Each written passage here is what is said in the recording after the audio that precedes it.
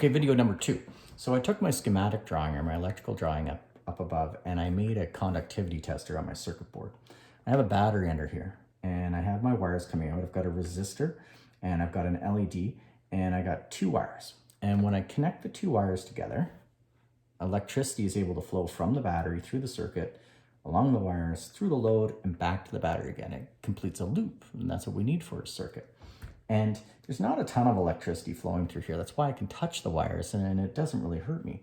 But what I've created is what's called a conductivity tester. Now, I can put anything I want between these 2 ends of the wire, and if it conducts electricity, then it will allow the electrons to flow through it and it will complete the circuit. If the material that I put between these 2 wires does not conduct electricity very well, not enough electricity will be able to flow through it and turn on the conductivity tester.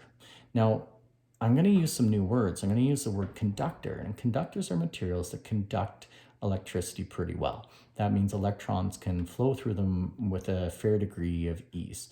Although they don't technically quite flow through them, we're going to use that analogy for now. Insulators are materials that electricity does not pass through very well. They're things that help stop electrical circuits from working.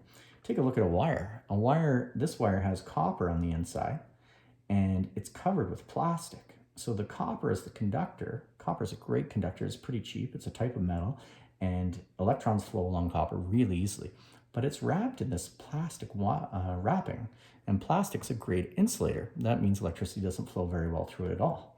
I can prove that. So I have a metal screw, and I connect the wire to the metal screw, and the light turns on. That means the electricity is flowing through the metal screw.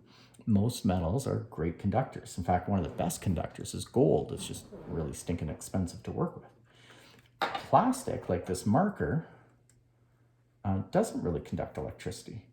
The electricity doesn't flow through the plastic very well, and so therefore we don't get a complete circuit. Interestingly enough, I'm noticing that if I just touch the 2 sides, the light glows dimly. That means I'm conducting a little bit of electricity.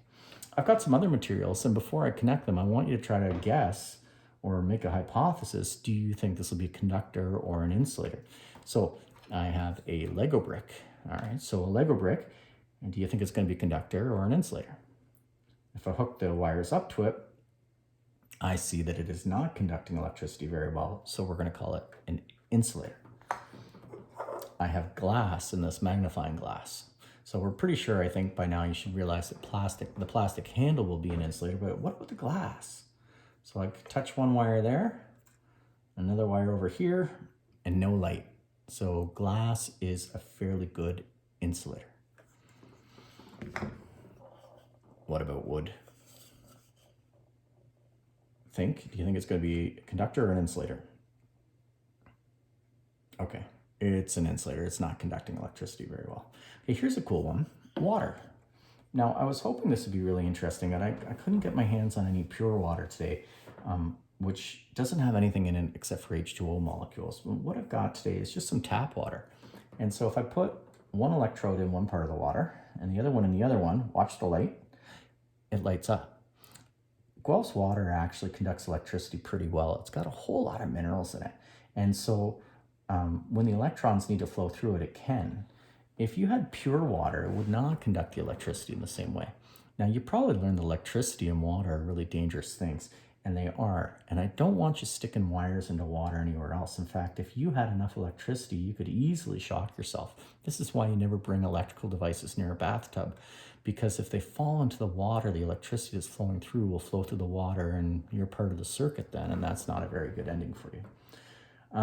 So that's how conductors work. Conductors are materials that will conduct electricity. Metals make great conductors, but some liquids do too. So water is actually a fairly good conductor if it's got salt or other minerals in it. We can be conductors. So I'm conducting electricity here it's going through my fingers and through my arms and through my chest and back again. So I'm part of the circuit. I don't feel the electricity. There's not very much current I'm just using a 9-volt battery. So there's not a ton of current in a 9-volt battery. So it doesn't bother me. So that's our lesson today on conductors and insulators. We're going to wrap things up with renewable and non-renewable energy sources. So going back to how we generate electricity in Ontario, our number one way of generating electricity, I'm going to turn the other lights back on. I was keeping the lights off for the LED, but now we can turn them back on. When we look at how we generate electricity in Ontario, there are a bunch of different ways that we do this. I really hope this isn't reversing everything, because I know that cell phone cameras often reverse things, and you may be looking at this backwards, which is not very helpful.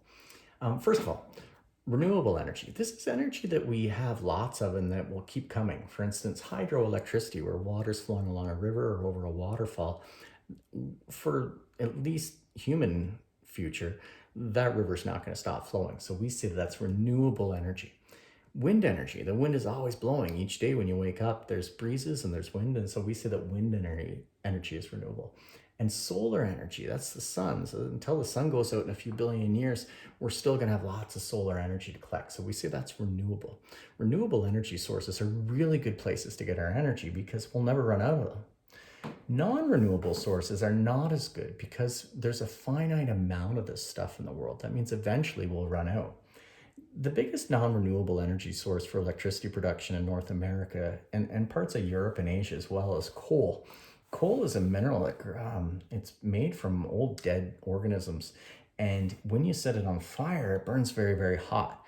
Now, what you can do with coal is basically you get a big boiler, like a large tea kettle, and you burn your coal underneath it, and it makes the water really, really hot inside the tea kettle. And you create steam. And then you pressurize that steam and you use it to turn a wheel by pushing a piston, kind of like an old-fashioned steam train.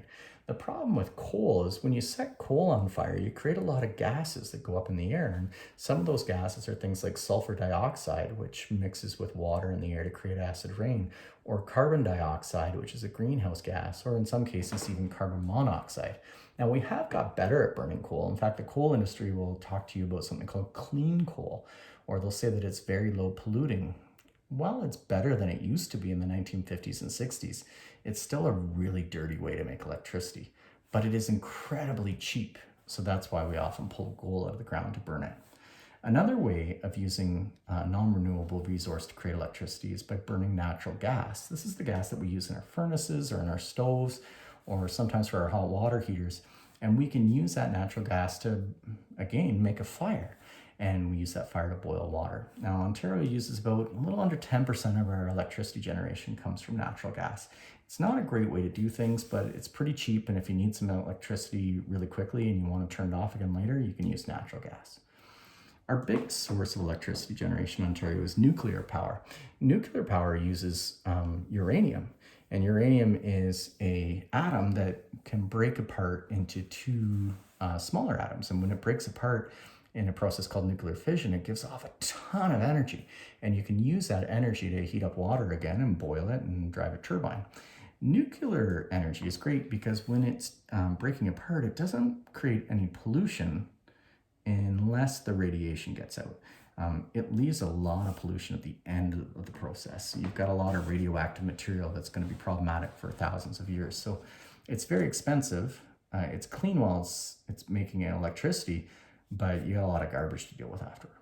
The end result is, if we can, we got to focus on our renewable energy sources. These are fairly cheap. They're always there, and there'll always be more of them, and they often don't create a lot of pollution, although hydroelectricity can cause a lot of problems. Wind farms are kind of ugly, and people don't like them.